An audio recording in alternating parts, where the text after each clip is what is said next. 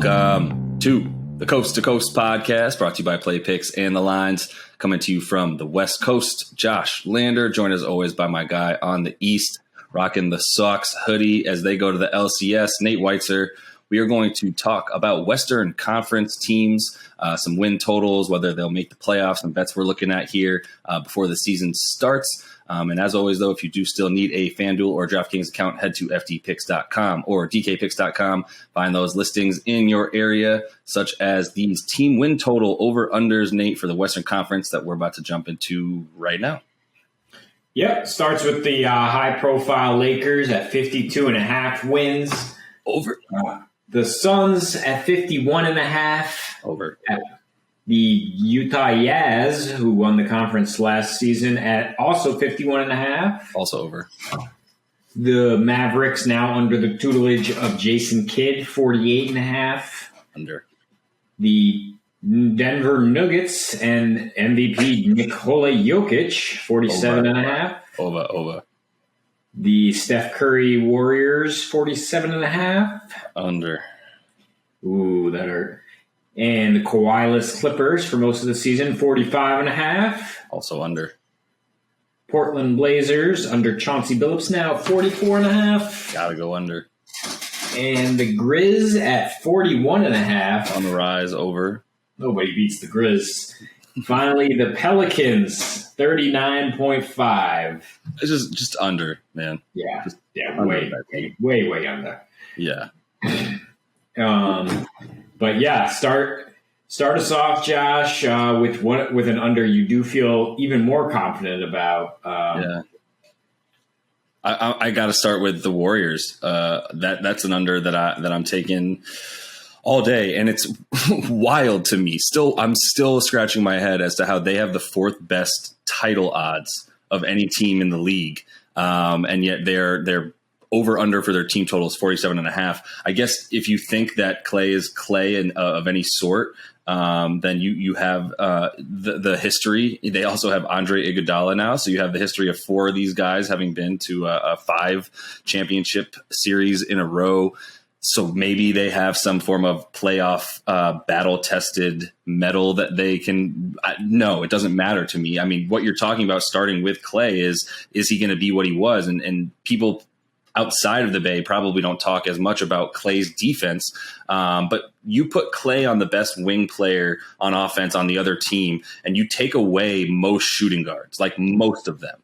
And then you talk about Draymond and what he's able to do and who he's guarding. He's also not the same Draymond. So now you're talking about this team guarding the opposing team's bigs with one guy that hits 7 feet tall in James Wiseman, one guy at 6'10", who's Nemanja Bjelica, whose name I've been waiting to say for a while. Thank God he's not on the Kings anymore, so we could talk about him. But he's no defensive menace of any kind. And then everybody from there is 6'8" and under, right? You talk about Draymond, Iggy, Jonathan Kuminga, their rookie. I'm not feeling what this team's going to bring. I think you'll see another season of, if Steph is healthy, especially with maybe a little bit more space, with Clay at least able to shoot, even if he's not able to get around screens and move as much. But Clay off the ball and obviously Steph as well, but Clay off the ball is one of the staples of this offense. Is if it's not there for Steph and Draymond in a pick and roll, then you're looking for Clay on the wing. But that's after he's moved from baseline to baseline and then back out on the wing at the 3-point line and moving around all the time, a la Ray Allen and Reggie Miller. That's his style of offense. It's no dribbles and just running around. You need a healthy legs to do that, and we'll see if he can withhold that while whatever the expectation is for him on defense. He's a huge reason for why you can hide someone like Steph, who's not an incredible on-ball defender. He might be intelligent within a defensive scheme, but you're sort of covering up for him by having someone like Clay and obviously a couple other guys who can switch off of players, so you make sure you don't get Steph caught on the wrong matchup. But it's not there for me right now. I don't even know if Iggy's going to be able to move like he used to be able to. He definitely didn't have it last year on the Heat. So under 48 wins for the Warriors. And I know maybe you want to consider 425 plus 425 for them to miss the playoffs. Yeah, I mean, why not? We're basically talking about a coin flip in terms of there's two different projections for this Warriors team. that Klay Thompson comes back and is all of a sudden one of the best two-way guards out there. You mentioned his responsibilities, which used to also be guard the best backcourt player on the other team. And coming off 2 catastrophic injuries, he's probably not going to be playing on back-to-backs when he comes back. And we'll just have to see how mobile he is, how much of that lateral quickness he has back. It's a big question mark. You mentioned James Wiseman, too, who is 7 feet tall, but not necessarily that much of a presence mentally, we'll just say politely. And Draymond is just older at this point. We talked about it in the Futures episode. Yeah, whatever you want to say about Iggy being a playoff presence, he's probably just a player coach in the regular season. I mean, he's got so many miles on him at this point. The Warriors just in the margins in terms of like rebounding and defense and all the little things you have to do to win a basketball game are one of the worst teams in the West, frankly. I mean, it's just that Steph Curry went absolutely nuclear and won them something like 10 of their last 12 games to sneak into that play-in tournament. And now all of a sudden we think that they're back. They're back to the elites. Yeah. I think it's a coin flip. I mean, you see projections of them finishing maybe 44 wins. I think John Hollinger had them as low as 39 and 43 is his projection. And then that could miss the play-in entirely. But if they're in the play-in, then yeah, why not give me plus 425 odds on them not surviving that play-in? Yeah, and not making it through. And the only other thing I'll call for them is at the beginning of the season, before everybody else picks up on it, take their overs, as there will be a lot of points scored and a lot of points given up for the Warriors. Yeah, Jordan Poole too. I mean, it's basically like a little secondary Steph coming off the bench. Yeah. But the team that knocked them out of the play-in, right? The Memphis Grizzlies, a team on the rise, and they have a much lower win total. You know, for them to finish over 500, you would cash at 41.5 wins. They bring in Steven Adams instead of Joe Val, who was really important for their offense at times. I will say, I worry a little bit about their ability to score consistently with Steven Adams in there, and he's not a post-up player. But I think that they have enough guys who are taking a step forward. They will now have a full season of Jaren Jackson Jr., hopefully Brandon Clark as well, and Ja Morant, obviously, who is just a pick-and-roll monster. Yep. So he can work with all 3 of those guys and get them good shots.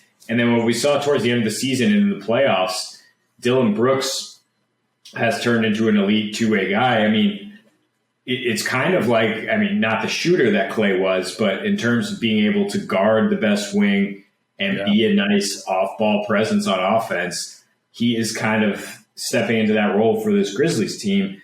They really took care of business going 19-11 against the East last year. They'll obviously have plenty of cracks at the Spurs and Rockets, who are way down going into this season. And they've just dominated the paint the last 2 years, number 1 in points in the paint. And now you got Steven Adams, who will certainly help them defensively guarding the paint.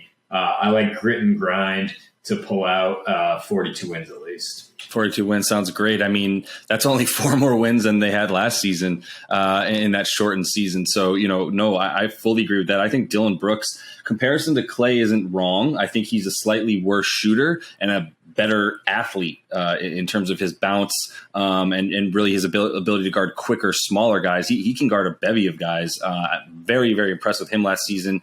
You saw he actually had trouble staying out of foul trouble, which was very noticeable for someone who's a 6'4", 6'5" guard who's getting into foul trouble because he's just so aggressive all over the court. Love Dylan Brooks. Love the thought of him within a trio of him and Triple J and then Ja Morant. I don't think you'll see anything but continued growth for Ja Morant. And similar to what we spoke about in the Eastern Conference team wins video there, it's also about who's going to regress in terms of where you can pick up some extra wins. And like you said, they have not only a very, very bad Rockets team in their division, they're also going to have a Spurs team that's going to regress a lot. And I know we're not going to talk about them much because there's not much to talk about there, but they've only gotten worse since the last time that we spoke about them, as they were about a 500 team getting about about, I think, the 10 seed last year, right, in that play-in. So, there's a couple extra wins to be picked up for the Grizzlies, who I think are going to be a very, very impressive team.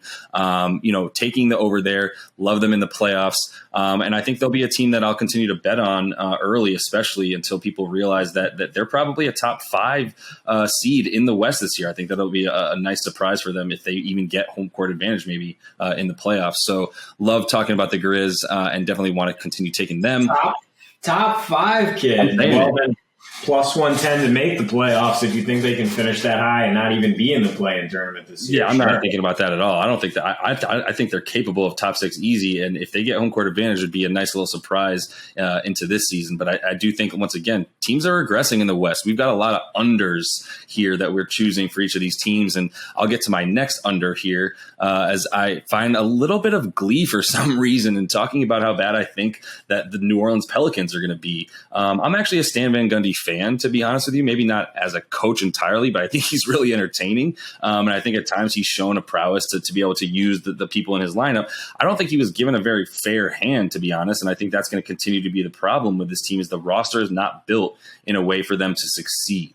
And you look at getting rid of Steven Adams, as we talked about, getting Joe Val in there, like, yeah, I guess it's a little bit of a difference in that he can shoot from further than 4 feet, right? You can get out to like the extended elbow and maybe 15. But Joe Val's not really spacing the offense the way that everybody who's ever thought about how to analyze basketball has proposed to the Pelicans.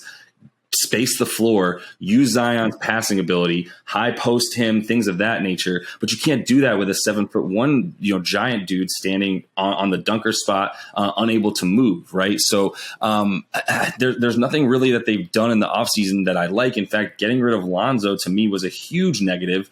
You saw what Lonzo did when he was there last year. There's no ball handlers on this team, and specifically ball handlers to set up an offense and run things through their best player. You've got your 2 best players and ball handlers who will have, the ball in their hands for the most of the game, and Brandon Ingram. And when Zion comes back, by the way, from his foot surgery, he and Brandon Ingram will have the highest usage percentages on the team, especially with no clear-cut ball handlers in the backcourt to really run the offense.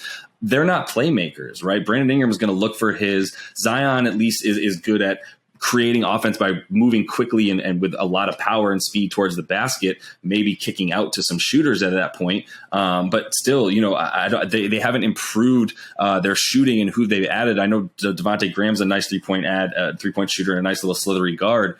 But they haven't done the things to create the roster that would be needed for anybody to succeed with this team. So you could be looking at around 34 wins for this team, in my opinion.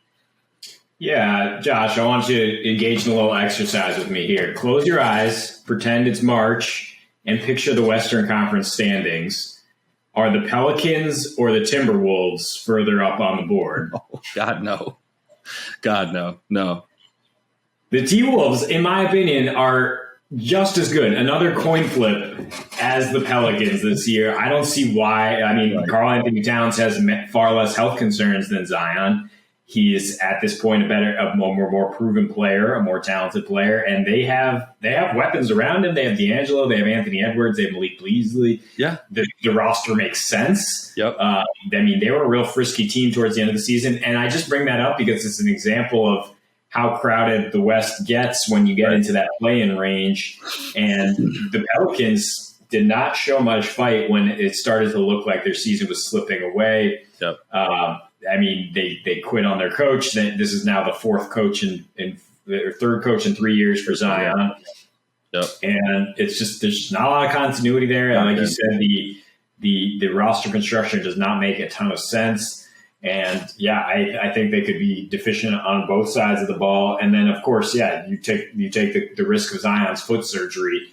If he goes out, they're one of the 5 worst teams in the West easily. Yep, 100%. And shout out the T-Wolves. Love that Pat Bev pickup.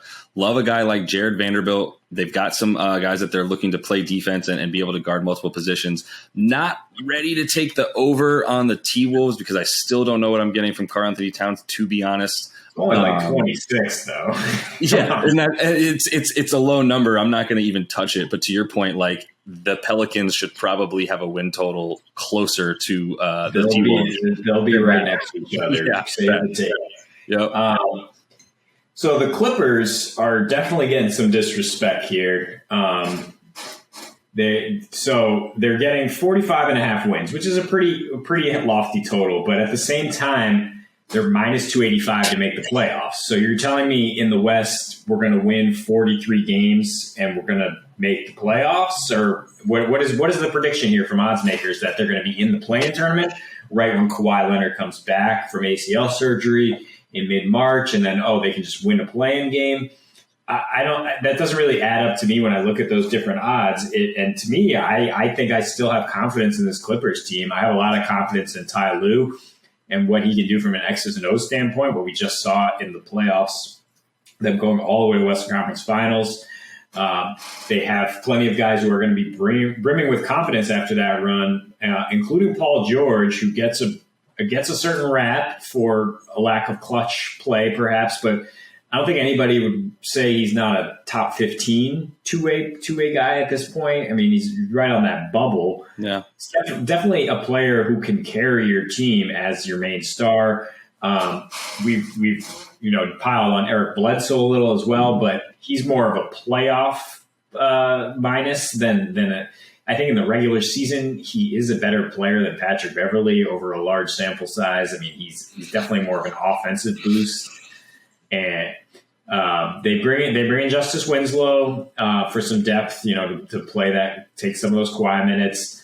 Maybe they can get Ibaka healthy, but if not, Ibaka Zubac is quite underrated as a modern big man who can actually guard switches and actually, clean up on the offensive end.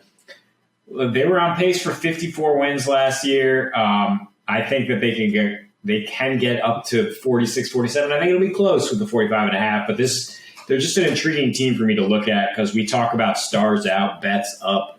And I think everybody on the Clippers is going to look at some of these odds and say, so we're no good without Kawhi.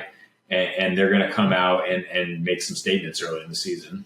No, it's a fair prediction, and I love you referring to the stars out, bets up, because this is a team game. Ty Lue is a very good coach, and there's guys that we're hoping we're going to see their emergence in the playoffs turn into them having that continued success into the next regular season. Specifically, Terrence Mann is a guy who came on, had a lot of success in the playoffs, and then a guy who's not quite as young, but he's been doubted up until it seems like maybe the playoffs, and Reggie Jackson, who had an incredible playoff series for them, and they wouldn't have gotten close to where they got without him averaging between 15 to 20 points a game in the playoffs, right? So if he can continue that during a regular season, where you saw him come on at the end of last regular season as well, and start getting hot and putting up those numbers, and then continue it into the playoffs. So you're hoping it's not just a small sample size from him. I mean, certainly Reggie's been telling us for years now that he's good enough, and so maybe we should start believing him. But I do think it's something to consider in terms of Kawhi not being there. Isn't that big of a deal when you consider we didn't know if he was playing last season up until tip-off most times. His teammates were probably like, I don't know if Kawhi's playing until I see him standing in the circle ready for tip-off, right? So it's a little bit more of a, not necessarily addition by subtraction, but there is something to be said for the net positive aspect of having the 5 to 7 to 8 guys that are going to be playing each night, right? So moving on to my first over, and the last team I'm feeling good about in the West here with the Nuggets. I think once again, stars out, bets up. Jamal Murray's out, but there's a reason that Michael Porter Jr. is has the best odds for most improved player this year, with the opportunity now to really take over as the second banana on offense. But honestly, I continue to like the addition of Jeff Green. I chef's kiss that. I felt so good about that one when I saw it. You need another guy like Eric Gordon, who is going to be somebody that you can put on a best player. The two of them switching, it sounds like a nightmare on defense. Between Aaron Gordon? Aaron. Yeah. Aaron, big tall guy who can dunk. Not Eric Gordon on the Rockets. Yeah, no, talking about Aaron Gordon and Jeff Green playing together, switching on guys, really covering up. And I think, Jokic has actually gotten better each year on defense. But we are talking about the reigning MVP still being on this team. So I don't feel like, what do they have, 47.5 there? That feels great to me. Once again, talking about teams that are going to regress, I think Dallas is one of those teams that I think you'll talk about here in a minute. But I think that only adds more for Denver there as well. And then a few other teams that I think will be a little bit worse as well. Even if the Clippers, as we do say, probably likely to win 46 games, that's still not in the top 3 or 4 for the Western Conference. So really feeling good about Denver, specifically to make the playoffs. Isn't too great. I don't love them for the division just because we know what the Jazz do in the regular season, and Rudy Gobert will be Rudy Gobert every night that he can during the regular season. Keep setting those screen assists to justify why he's not good in the playoffs. But this is about a regular season bet. So yeah, I think there's going to be a lot of opportunity for guys, to Monta Morris, even another year of Austin Rivers to really put up some numbers and supplement what they're going to be missing from Jamal Murray, and expect another 50-win season from this team, honestly. Yeah, I mean, the Nuggets don't really have trouble with any of the contenders outside of the Lakers in that whole conference. I mean, they've taken 4 of their last 6 from the Jazz. You talk about that division. There's not any night where they're going to go in and you just say that they're not going to have a chance towards the end. And Mike Malone's a very good coach. You have Jokic.